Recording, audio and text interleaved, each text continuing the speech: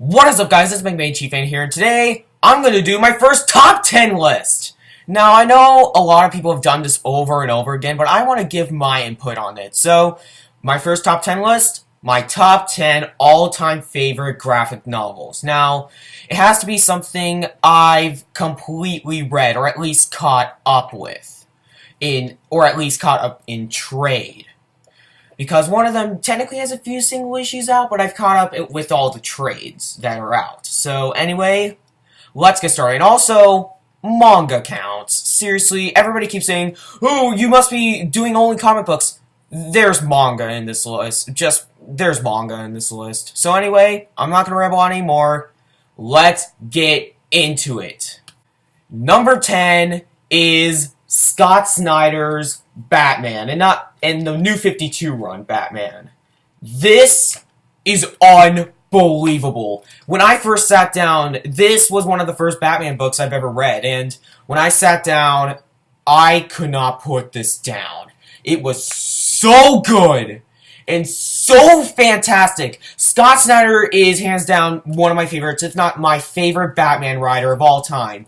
And Greg Capullo, I've fallen in love with his art. His art is unbelievable. I'll probably put like a picture of his art somewhere, but yeah, his art is incredible. And I really am happy that I was able to read this because it's my 10th favorite graphic novel of all time. And I highly recommend it. Even though it kind of goes downhill, the reason why it's not any higher is because of Zero Year. Zero Year is not as bad as everybody says it is, but I will be honest, it's kind of lackluster compared to the other parts of this series.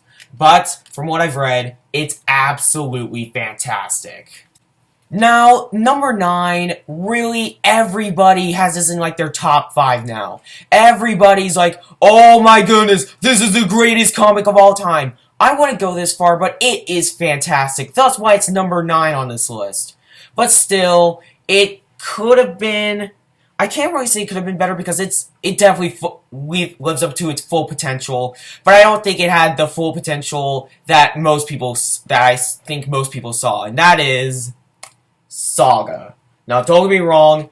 This is still a great book. One of the best that's going on right now. But it's not the best that's going on right now. It's very, very good, which I'm going to talk about in a little bit, but there are a few problems in this book. It kind of brings weird things without explaining, and it can kind of drag on for a little bit. But then again, the art is unbelievable and incredible. The story is a masterpiece in terms of like science fiction fantasy goes, and the characters are rememberable and great. I really love the characters, especially Alana, who's the main female character. But yeah, Saga, it's been great. Not the greatest of all time, but definitely one of the greatest of all time. I highly recommend it. Number 8. This is the first work I read from one of my favorite writers. This made me fall in love with possibly who's my favorite writer right now. And that is Jeff Lemire's Animal Man. Unbelievable. This is hands down my favorite New 52 run. After rereading the first volume of this and rereading Court of Owls, this is easily the best. This is just the best.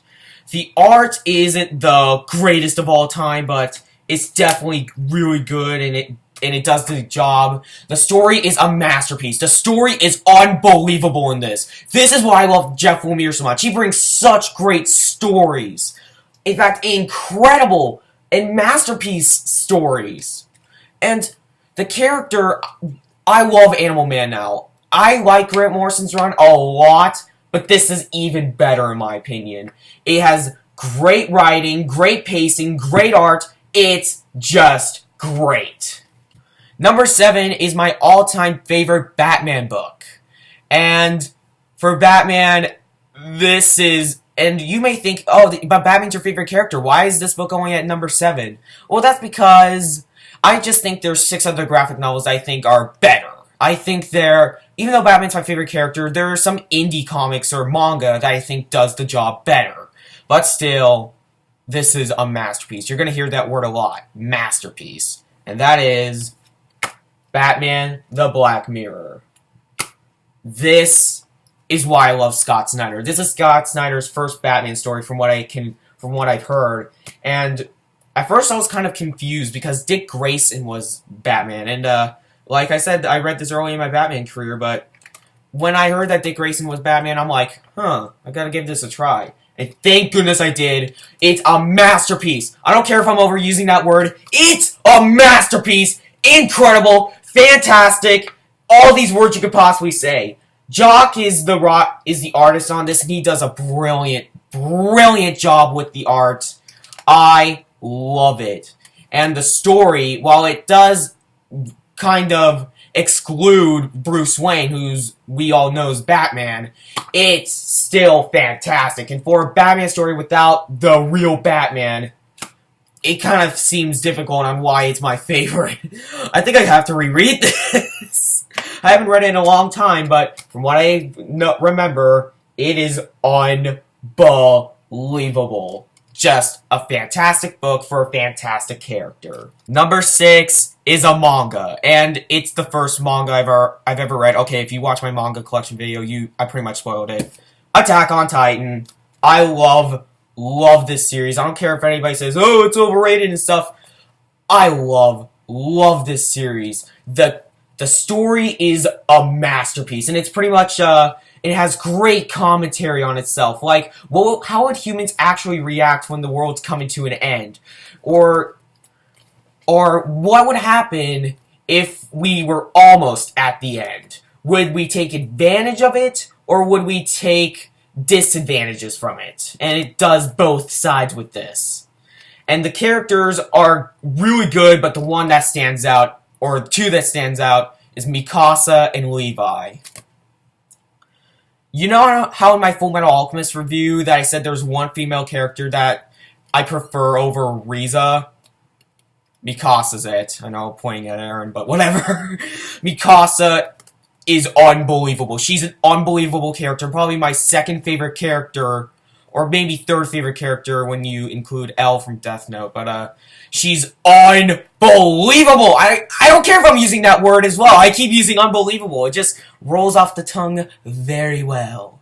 But Mikasa is a fantastic character. Levi is very strong, and he tries to be the leader, and I love that. He is pretty much the leader character, and while I don't usually like leader characters all that much, and instead like hints of them, he's the only one that I really feel like is the straight up leader character, but he has more than that. He's just tough as nails. He's just great. And Aaron's not the strongest protagonist in the world, but he's definitely great. A lot of people like to say, oh, he's an Edward Elric ripoff, and he kind of have hints of Edward Elric, but there's one thing that completely makes him different. His determination. His determination is far beyond Edward Elric's, and that makes him very interesting. Armin's a great character. If I go down the list, it would take an eternity. So, to wrap it up, the story's great, the characters are great, the art, I really like the art. A lot of people don't like the art for Attack on Titan, but I really, really like it. And I bet it's because everybody's so used to the smash hit anime's art, so when you read the manga, it's kind of different. But I read the manga first, so yeah. Really, really love Attack on Titan. It's definitely worth all the hype that it gets. Number 5. If you have seen my review of this, you know this was coming from a mile away. And that is The Wicked plus the Divine. I know it's The Wicked and the Divine, but I just feel like the plus just flows off of my tongue. I don't know why, but The Wicked plus the Divine is a brilliant, brilliant book. I can't believe that this is still not as popular as some other series like Saga or The Walking Dead are. And don't be wrong, Saga is a great series, and The Walking Dead is... I like The Walking Dead, but it can kind of be overrated at times, but this! Read this! Just read this! Really, really read this. It has some of the greatest commentary I've seen with the comic book ever. It has some of the greatest art I've ever seen in a comic book. It has some of the greatest characters I've ever seen in a comic book, especially Lucy, or Lucifer, I'm not giving away there, that it literally says in like the first 10 pages that she is Lucifer. It has a great concept. Everything about this series is great, fantastic, incredible. At least this first volume was a masterpiece. And I can't wait to see where it goes. But I'm also kind of scared on where it goes, because I heard after the first story arc, which ends at volume 2, they're going to do a lot of one-shots with the series with various artists. And I'm worried that will kill the series. But from what I've read so far, it's unbelievable. Just superb. Next up is another series. If you've watched my review on it, you know it's coming. This was coming. And that is Sweet Tooth. I love Sweet Tooth. The art is beautiful in my eyes. I know a lot of people don't like Jeff Lemire's art style, but I love Jeff Lemire's art style. I think his art style is brilliant. And also, the characters are memorable. They're not forgettable characters, which I kind of have a problem with comic books. Usually, indie comics, DC and Marvel usually handle the characters better. But this, I remember every character's name. I really, really do. Or if I don't remember their name, I at least remember what their personality's like. And then I'll remember their name. Because this is unbelievable. I know I keep saying unbelievable. I know everybody should say you should use more adjectives, more variety of adjectives, but what else do I have to say? It's an amazing story. It's pretty much about it's pretty much apocalyptic, infected world, and it has some of the greatest commentary I've ever seen in my life. Seriously, what is wrong with this series? I can't find anything wrong with this series. Really, from here on out, these are flawless books. Just flawless without a doubt. Up next is kind of obvious. Even though I have not done a review of this book yet, it's pretty obvious this was coming. Watchmen. I'm gonna keep this one short. Brilliant story, brilliant characters, brilliant art, brilliant commentary. This spawned the great commentary in comic books. If it wasn't for this book, all the comic books would still be... It would take a lot longer for comic books to be what it's like today. Because this has some of the darkest things I've ever seen in a comic book. Like, seriously. In a panel of this book is one of the main characters, as a child, burning a cigarette into a kid's eye. And you see it all. It is fantastic, despite me saying, oh, a kid burned a cigarette in some other kid's eye. Oh, it's great, it's great. But anyway, it's an Eisner Award winner, it's a Hugo Award winner, I'm just reading from the back. It's the best-selling graphic novel of all time. It's, in fact, the only graphic novel that got into Time Magazine's 100 greatest novels of all time. Novels! And I can definitely see why. It is a masterpiece. Even if you're not into graphic novels, I still recommend this for anybody. If you watch the movie, you'll love the book. Number 2, Fullmetal Alchemist. Seriously, I'm going to keep this one short as well because I've already done a review on this. Unbelievable story. The best character cast I've ever seen in a manga or anything, period. Great art. Unbelievable commentary about, the religious standpoint, and the ending. Oh my goodness, the ending. It's beautiful. In fact, this whole series is beautiful. I love Fullmetal Alchemist, and I highly recommend it to everybody. Now, before we get to the very, very guessable number 1 on this list, I want to say a few honorable mentions. Now, this next one, I know a lot of people don't like this series. I know a lot of people are like, ew, this series is overrated! What's going on? I don't know why I'm doing an old man voice, but it's overrated! But, really, I just find it to be so fantastic and so charming that I love it. I love it. It's just a good story, and that is One Piece. I know I have these bad quality 3-in-1s. I didn't have much money when I bought these, but yeah, One Piece is fantastic. I love One Piece. It's just about a kid who wants to become king of the pirates in a world that's filled with pirates and military officers and just trying to hunt him down. It has the best setting in anything ever. I know this is just an honorable mention, but if I were ever to make a review of One Piece, the first positive I would say, even before the art, which I usually do first, is that the setting is the best setting of anything I've ever read, watched, whatever. The setting is unbelievable, and I love the setting. It has, now unlike Saga, Saga has a better story in my opinion because Saga, while it does kind of drag on, this does pretty drag on quite often.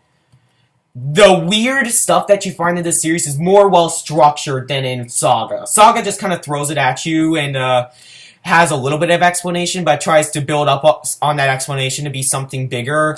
This gives out full explanation for the weird stuff in this series, and I love it. I absolutely adore this series. In fact, I know I keep like, wait, but anyway, if I were going above 10, this would be number 11. Next, Death Note. I love Death Note so much, and not for the reason that you're thinking of. I know a lot of people like Death Note for the wrong reasons, but for the characters. But what I love about the series is the writing. This taught me how to do writing right. I mean, seriously, the writing in this series is unbelievable. It is some of the most clever writing you'll ever see. Like, you literally don't see it coming. It's so well planned out that I love it. It's unbelievable. I don't know what else to say. It's incredible. It's a masterpiece. And finally, the only reason why this is not in the top 10 is because I've not read all of it. I've read more than half of it, but I still have 2 volumes of it to go. And that is Alan Moore's Swamp Thing. If I were to have to read this all, if I've read this all already, this would hands down be in the top 10. This is unbelievable so far, and the reason why I wanted to include it, even though I haven't read it all, is because it's just so fantastic from the first 4 volumes that, really, I just needed to say it. I needed to share my opinion of it so far.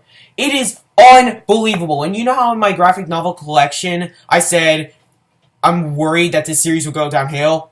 It has not. Swamp Thing is a great character. John Constantine comes into the story with this. In fact, he first appears in the story, and he's a great character. Everything. Abby Cable is a great character. Everything in this series is unbelievable. And the best thing about this series is how trippy it is. I don't care what anybody says. I love things that can mess with your mind. That's why I love Evangelion so much. That's why I love this so much. I love this series but yet, I love it so far. That's why it's not on the top 10 list. But if I have completed it, this would be on it for sure. And those were the honorable mentions. Let's get to number 1. If you've been watching my videos, or at least watched a few of them, you know what's number 1. You know really what's number 1. In fact, I was debating whether to do this video for a long time because number 1 was so predictable. But yet, I'm doing it. So, number 1 is the masterpiece of masterpieces, the greats of the greats, the Sandman. Neil Gaiman, you genius. You are a genius.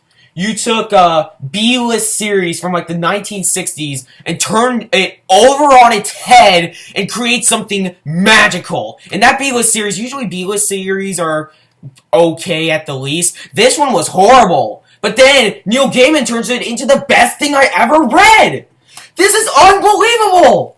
It's a masterpiece, like I said. It's the masterpiece of masterpieces. And really, The art is the best art I've ever seen, hands down. The story is the best thing I've ever seen, hands down. The character cast, except for Fullmetal Alchemist, this is the best character cast I've seen. It is unbelievable. It has won an Eisner, the Hugo Awards, Actually, I'm just reading it from the back. What am I doing? I'm poorly researched. Help me. But anyway, I love the Sandman. It's my favorite book series in general, and trust me, I've read some normal novels as well. I'm not just a straight comic book reader. I read normal novels as well, but the Sandman beats them all in my opinion. This is the greatest series I've ever. This is my favorite thing in entertainment as of right now. I love this series beyond belief, beyond what words can describe. Just take my word for it. Read this. Read this. Read this. Read this! Please! So that was the video, guys, and tell me what your guys' top 10 favorite graphic novels of all time are in the comments below, because I really want to know. Like, I usually say I really want to know for things in the comments. This one, I really, really want to know, because I want to see what people's opinions are. But anyway, I'm not going to ramble anymore. I'm Mega Man Chief Fan, and I'll see you later, guys.